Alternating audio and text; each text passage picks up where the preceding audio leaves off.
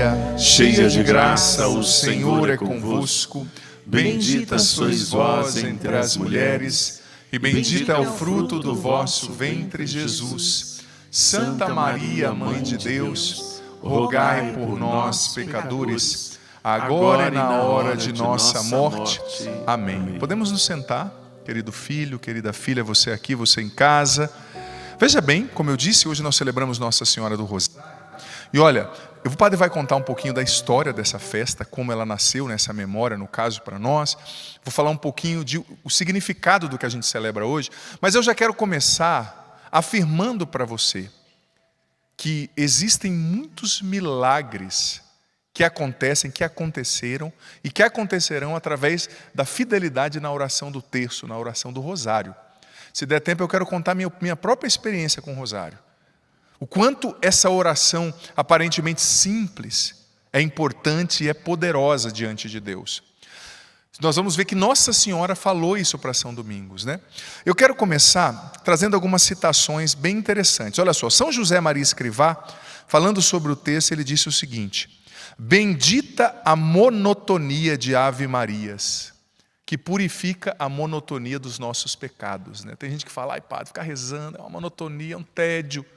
Mas bendita a repetição, dizia São José, que vai nos purificando, José Maria Escrivá, que vai nos purificando dos nossos pecados, que vai nos tornando mais semelhantes a Cristo, sabe? É uma oração poderosíssima que exige o quê? Simplicidade, fidelidade, sabe? Humildade, porque às vezes a pessoa se considera tão douta, tão inteligente, que ela fala, eu ficar repetindo Ave Maria? Eu não. Ou marco uma audiência direto com Deus, ou eu não vou, né? A pessoa é assim, né? Tem um rapaz que fazia caminho vocacional comigo, na época que eu ia ser seminarista, ele falou assim, eu não quero ser padre não, eu já quero ser bispo de uma vez. Aí o examinador lá olhou e falou, esse não tem perfil não. Ué, já entra no seminário querendo ser bispo, né? Não entendeu que a vocação é um serviço, mas ou seja, às vezes a gente se acha tão importante, quem sou eu? Aliás, eu sou muito grande para ficar repetindo Ave Marias, né? Ei, calma, seja humilde. É nesse caminho da santa monotonia que dizia São José Maria Escrivá, da humildade, do abrir mão de si mesmo, rezando o rosário, que a gente encontra muitas bênçãos e muitas graças da parte de Deus. Veja bem, o padre quer trazer algumas coisas bem importantes. O Papa Bento XVI, em 2008, num discurso, 3 de maio, disse o seguinte: quando se reza o rosário, revivem-se os momentos mais importantes e significativos da história da salvação. Com ele percorremos todas as etapas da missão de Jesus. Olha só que lindo. São João Paulo II dizendo, na Rosarium Virgines Maria, uma encíclica fantástica, no número 10, olha o que São João Paulo II disse.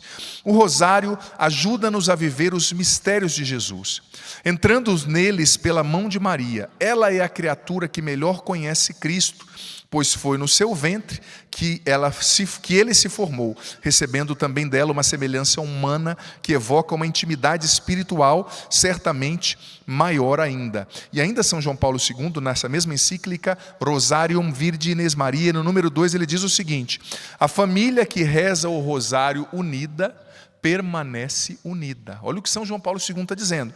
Contemplando a Jesus, cada um dos membros da família recupera também, contemplando ali no texto, né, em cada texto os mistérios, cada membro da família recupera também a capacidade de voltar a olhar nos olhos de cada membro da família, para comunicar, se solidarizar, perdoar reciprocamente e começar de novo, com um pacto de amor renovado pelo Espírito de Deus. Olha só que coisa linda, gente. Não tenha dúvida, tem muitas portas na sua vida que vão se abrir quando você começar a rezar o rosário todo dia. E talvez existam portas que estão fechadas porque você ainda não tem intimidade com Nossa Senhora. Como disse São João Paulo II, ter intimidade com Nossa Senhora é ter intimidade com Jesus. É um caminho, é uma corda, né? Tem uma piada antiga, uma metáfora que dizia assim, que Jesus falou para São Pedro, né, na porta do céu. Você sabe que São Pedro é o porteiro lá do céu, né?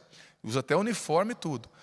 Diz que Jesus falou para Pedro, olha, Pedro, está passando um povo aqui para o céu, que eu vou dizer para você, eles são meio duvidosos, hein? Cachaceiro, cara lá que fez mal para um monte de gente, seja mais rigoroso aí. Pedro disse, mas Senhor, eu estou sendo tão firme, né? A chave está aqui no meu bolso, eu não deixo nem um minuto. Aí Pedro levou aquela bronca de Jesus, imagina, né? Saiu para tomar o café da tarde, 3 da tarde, ele rezou o terço da misericórdia e foi dar uma volta no céu. De repente, lá no fundo do céu, ele viu um monte de gente subindo por outro lugar. Pedro falou, estão infiltrados aqui, por isso que eu levei aquele fumo de Jesus. Estão entrando por outro lugar. A hora que ele foi lá, ele viu um grande rosário cheio das contas do rosário, né, as bolinhas e as pessoas subindo pelas bolinhas. Subindo pelas bolinhas, entrando no céu. Aí Pedro chegou em Jesus e falou, Jesus, a sua mãe de novo. Porque quando ela apareceu falando do rosário, ela disse que através dessa oração, pecadores de coração empedernido, duro, pessoas que são contra a religião seriam convertidas. Então, através da oração do rosário, essa história é muito bonita se você for parar para pensar. A porta estava fechada, ou seja, a justiça, aquela pessoa não merecia ir para o céu. Mas através da devoção a Nossa Senhora, aquela pessoa foi, né, como no Alto da Compadecida, né, aquele cordel do Ariano Suassuna, que muitos de nós que somos um pouquinho mais antigos na vida já assistimos ou lemos, né? Nossa Senhora estava lá como advogada, né, mostrando para Jesus um outro ângulo da questão, pedindo clemência, misericórdia. Então nós perdemos quando nós não rezamos o rosário, tá? E quando você reza o rosário, padre, eu rezo, mas na minha casa outros não rezam. O bom era que todo mundo rezasse, mas você rezando, filho, filha, você já está abrindo brecha para que a bênção de Deus entre na sua casa. Você já percebeu que às vezes nós somos muito encanados com essa expressão, né? Fulano está dando brecha para o diabo na minha família, padre. Fulano dá brecha para o diabo entra. Só que se dá brecha para Deus, Deus entra e o estrago é muito maior, né? No inferno, no caso, né? A ação de Deus é mais poderosa. Então você que reza o rosário, você está dando brecha, entenda a palavra, né? Para que a luz de Deus entre na sua casa, atinja a sua família, mude coisas que você não pode mudar. E sabe, essa festa de hoje, ela nasceu num contexto, gente, num contexto bélico, num contexto de guerra. Eu vou falar isso já. Porque primeiramente, Nossa Senhora foi invocada, né? A festa foi estabelecida pelo Papa Pio V, lá no século XV,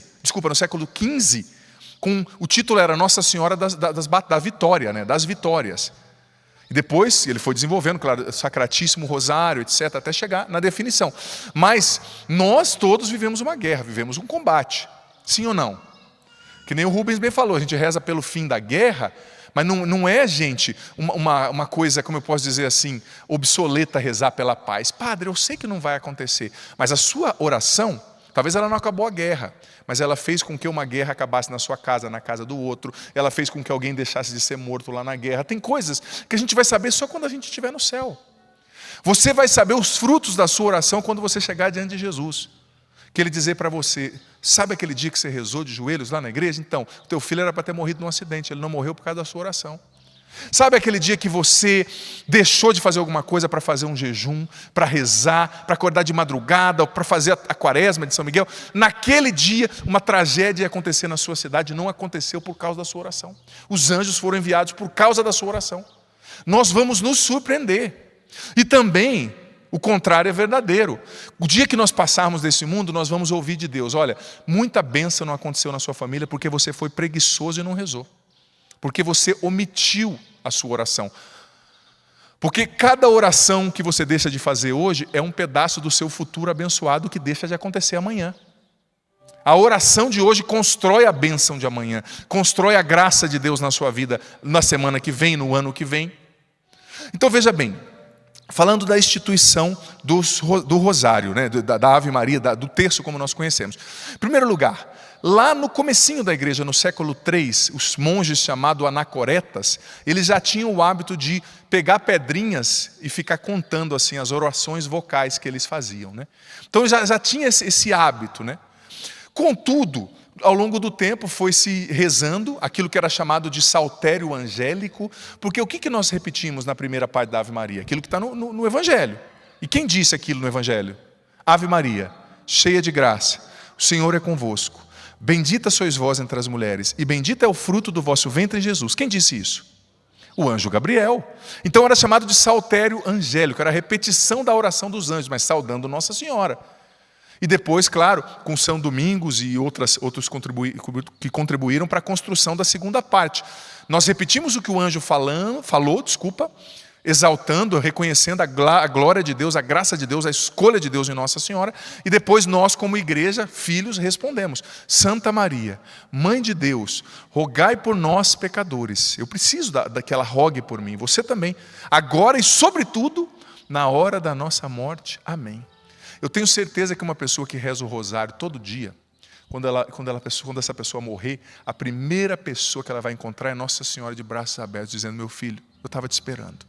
Minha filha, eu estava te esperando. Porque imagina, a pessoa que reza o rosário todo dia, quantas vezes ela não fala: agora e na hora da minha morte, mãe, esteja comigo, reze por mim. Olha que poderoso. E a recíproca também pode acontecer. Se você só fica contemplando o que é ruim, o dia que você morrer, quem vai estar te esperando? Não preciso nem dizer o nome, né? Use a sua criatividade. Então, a oração do rosário é muito poderosa. E você sabe que São Domingos, o fundador dos dominicanos, ele era um grande pregador, um homem de uma grande capacidade. Ele viveu sobretudo ali na França, numa época muito difícil. Às vezes a gente olha para a nossa época e fala assim: nossa, pá, está muito difícil ser cristão hoje. Meu filho, estude história da igreja, que você vai ver que está difícil, mas existiram épocas imensamente piores. Surgiu uma heresia no sul da França, dos albigenses ou cátaros, né, que eram chamados puros. Era uma heresia que pegou, sabe uma coisa errada, que não é bíblica, mas que pega? Tinham bispos que defendiam, nobres. Quem não acreditava em alguns lugares era até caçado. E São Domingos era um homem muito piedoso, porque essa doutrina ensinava que Jesus não era Deus, ensinava que ter filho era ruim, ensinava que era só o que é espiritual, que é bom, mas loucuras assim, que vem do maniqueísmo, que é uma antiga doutrina ali do leste europeu, né, do Oriente, na verdade, mas começou na Pérsia. Santo Agostinho foi dessa doutrina antes de encontrar Jesus. E começou a pegar, e São Domingos ficou em crise. Falou: meu Deus, as pessoas estão se perdendo, as almas estão se perdendo. Olha que lindo no santo, né? O santo sofre a dor de Deus. O santo não é egoísta, ele não pensa só em si. Ele sofre a dor do coração de Deus, que vê as almas se perdendo, os filhos se perdendo, as filhas indo para o inferno. E São Domingos, como um homem de Deus, ele estava numa cidade no sul da França. O bicho pegou mesmo, foi no sul da França com essa heresia. E ele foi para uma floresta, diz a tradição. Ficou 3 dias e 3 noites em oração e penitência. Você que acha que está rezando muito aí, cara de pau. Eu que acho que estou rezando muito, vamos olhar para esses santos que a gente fica com vergonha, né? Eu rezo o rosário todo dia. Quanto tempo dura? 1h40. Então o cara ficou 3 dias e 3 noites, gente, sem comer, rezando. Pedindo a Nossa Senhora, pedindo a Jesus: Senhor, me ajuda a salvar essas pessoas. Eu não quero que elas vão para o inferno. Olha só como o santo age. E Nossa Senhora apareceu para ele. Olha só o que foi. Ele estava sofrendo, Nossa Senhora apareceu e lhe disse: sabes, meu querido Domingos, de que arma a Santíssima Trindade se serviu para reformar o mundo? Nossa Senhora falou para ele. E ele respondeu: minha senhora, a senhora sabe melhor que eu, porque depois do vosso filho Jesus, a senhora foi o principal instrumento de Deus para a nossa salvação. Ele falou: eu sou doido de responder? Ela está perguntando, mas só ela sabe a resposta. Então ela respondeu: sabe, filho, a peça principal foi a saudação angélica, fundamento do Novo Testamento. Se queres, portanto, ganhar esses corações endurecidos para Deus, reza o meu rosário, que era chamado de Saltério dos Anjos inicialmente. Ou seja, ela apareceu e disse: reza o meu rosário. E São Domingos, que era um homem muito culto, muito bom pregador, eloquente, diz a tradição, a ordem dominicana é chamada a ordem dos pregadores. Ele tinha tudo isso. Ele falava bem, tinha uma voz boa, chegava com conteúdo, sabe aquela pessoa que tem a voz de radialista, mas não tocava ninguém. Então Nossa Senhora diz para ele: não é a sua eloquência, não é a sua inteligência, não é o seu conteúdo. Não, tem algo mais forte que isso, que está por trás da eficácia de um sacerdote, da eficácia de um evangelizador. Não é só o curso que ele fez, não é uma especialização em comunicação, em linguagem corporal, em PNL, qualquer coisa dessa, não é isso. Nossa Senhora deu a arma para ele e ele começou a rezar o rosário todos os dias. Gente, milhares de pessoas foram convertidas, deixaram essa heresia, voltaram para a fé católica, sabe? E ele foi perseguido, tentaram até matar São Domingos na época. Mas ele recebeu a arma e ele começou a ensinar. Porque veja bem, gente, tem tempos nos quais a nossa fé tem que ser guerreira, tem que ter uma disposição para enfrentar a batalha. Tem cristão que não entendeu o que é ser cristão, parece um saco de batata, uma pamonha. estão destruindo a família, estão destruindo os valores, estão colocando na cabeça da sua criança ideologia contrária à Bíblia, e você, tudo é paz, está tudo bem. Não está tudo bem não, você não percebeu que a sua família está indo para o ralo? Quando você vai se levantar e lutar? Quando você vai assumir a sua autoridade espiritual de pai e de mãe e colocar os pingos no i na sua casa? E você sabe como é esses jovens? Não, coloca limite, meu irmão. Aqui é uma casa cristã, aqui você não vai fazer esse bacanal, você não vai trazer 5 mulheres para dormir aqui todo mês. Aqui não. Ou você coloca limite ou você vai virar um bacanal a sua casa. Você é um saco de batata ou é um católico de verdade? Mas tem muita gente que, é assim. Não, é batalha. São Domingos viveu num tempo de batalha. E mais, olha só. Quando aconteceu, veja bem, gente, isso aqui é muito importante. Em 1571, aconteceu a famosa Batalha Naval de Lepanto, que é ali perto de Corinto, na Grécia. Eu fico admirado que tem muita gente, sobretudo youtuber, alguns professores aí marcados por ideologia, nem todos, tem professores maravilhosos, mas tem muitos marcados por ideologias aí nas faculdades, que fica falando coisa da igreja que não sabe, que não tem contexto histórico. Você vê que é aquilo que a gente chama de anacronismo, não tem sentido o que a pessoa está falando. Olha, 1571, o Império Turco Otomano tinha tomado já um tempo atrás Constantinopla, que era a capital do Império Cristão do Ocidente, onde hoje é Istambul, na Turquia. E eles tinham tomado o norte da África inteiro, que era cristão e passou a ser muçulmano. Então, qual que era o próximo passo do imperador turco-otomano?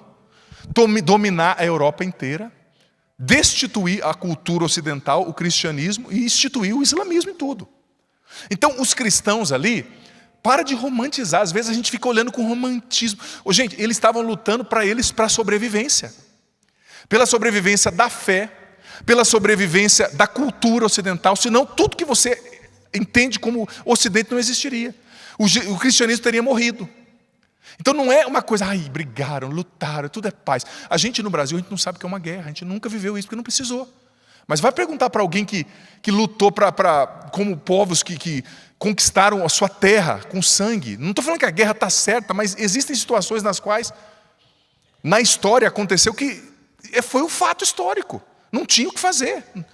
E os cristãos viram que os turcos, os islâmicos, com todo respeito, mas eu estou contando fato histórico, só você ler e estudar que você vai ver, que eu não estou inventando. Quando os cristãos viram que eles estavam entrando pela Grécia, porque a Grécia é o país ali ocidental mais perto da Turquia, né, na Europa, a Turquia está um pedaço na Europa e um pedaço grande na Ásia, né? Istambul é a única capital dividida por 2 continentes, né? Metade de Istambul é a Europa e metade é a Ásia. O Papa Urbano V, que era um líder religioso, junto com os reis da época, falaram, gente, nós vamos ter que combater, porque senão tudo que existe vai morrer. E esse povo não acha que, eles vão dominar, mas tem que deixar a liberdade de expressão. Eles chegavam, estupravam as mulheres, matavam os homens, faziam das crianças escravas sexuais, é só você ler. Isso é história. Fica com essa ultra-sensibilidade moderna, tudo é amor, tudo é paz. Gente, não é. Existe uma dimensão da nossa fé que ou você assume a guerra ou você vai morrer, ou vão entrar dentro da sua casa, destruir a sua família e você vai estar boiando. Então o Papa Urbano V, deixa eu só conferir se o nome dele é Urbano V mesmo, que às vezes eu me confundo. Justamente, o Papa Urbano V Pio V, convocou o exército e consagrou o exército a Nossa Senhora. E pediu para que todos os católicos, todos rezassem o rosário, sem parar. Porque veja bem, na história aconteceu já, o sul da Itália foi islâmico por muito tempo, a Espanha inteira foi islâmica por muito tempo, Portugal, sul de Portugal, e depois os cristãos conseguiram expulsar e estabelecer ali o cristianismo. Então teve uma rainha espanhola que era muito cruel, a história fala que ela perseguia. Gente, ela estava lutando para resgatar a identidade do povo dela que tinha sido massacrado, a identidade católica que tinha sido perdida. E por isso que eu fico louco quando fica com esses discursos, você vê que a pessoa nunca leu um livro na vida. Quando eu vejo um youtuber falando, o primeiro comentário que eu falo, que livro você leu? Qual autor? Porque o YouTube, a internet deu voz para muita gente, mas deu voz para muito sem noção, para não falar o que eu pensei, né? Não é porque você tem um YouTube que você pode falar o que você quiser, vai estudar. Eu tenho a base de tudo que eu estou falando aqui. Se você quiser, me procura ali que eu te dou todos os livros que eu estou usando, as fontes históricas. Não estou falando balela, porque eu respeito você que está me ouvindo. Sabe? Então, o Papa convocou junto com os reis, e foram combater lá na Grécia. Ele estava na Itália. E naquela época, gente, a chapa fervia. E hoje a chapa ainda ferve. Estão querendo destruir a sua casa e você não percebeu. A sua família. Quantos casamentos destruídos? Hoje a arma que eles usam não é a flecha, o arco, como usavam naquela época, né? Os canhões mais simples, não sofisticados, mas já tinha algumas peças de pólvora. Né? Não pólvora como a gente compreende hoje, mas enfim, isso não é questão. Eles usavam armas, né? Hoje eles estão usando a música. Gente, me cita nos últimos 10 anos uma das músicas que teve mais sucesso no Brasil, entre as 5 que teve mais sucesso, que não falava de adultério, de sexo, de briga e de traição. Me cita uma. Se você me citar, nos últimos 10 anos, as 5 top, que foi a mais top do ano passado, eu não tenho coragem nem de falar aqui a letra, porque eu fico com vergonha por causa das crianças. E está lá você, só dançando. E a música só fala de traição. Você me traiu, enche a cara, não sei o quê. E se outro marido está ouvindo isso, minha filha, o que vai acontecer o dia que a senhorita ficar recalchutada com os pneuzinhos aqui do lado? E a vizinha só. Sempre vai ter uma mais bonita, né? Sempre vai ter uma que oferece, que mostra mais o corpo, que chama atenção. Mas é isso, você está achando lindo. A sua criancinha lá na sua casa é aquela música, aquele funk que só fala de uma relação sexual parecendo de um cavalo e uma égua, não é nem humana, o jeito que eles descrevem. E a sua menininha de 5 anos lá com o shortinho assim dançando. Depois chega na adolescência, dá problema e vem trazer aqui para o padre resolver. Depois você quer que a igreja resolva o problema que você causou. Entenda que você está numa guerra e educa seus filhos de maneira cristã. Educa os seus filhos para a fé. Educa os seus filhos para entender o que é o sexo segundo o plano de Deus. Educa os seus filhos, mãe de menino, para respeitar as mulheres. A sua filha para se respeitar, para não ficar se oferecendo como carne de açougue para todo mundo.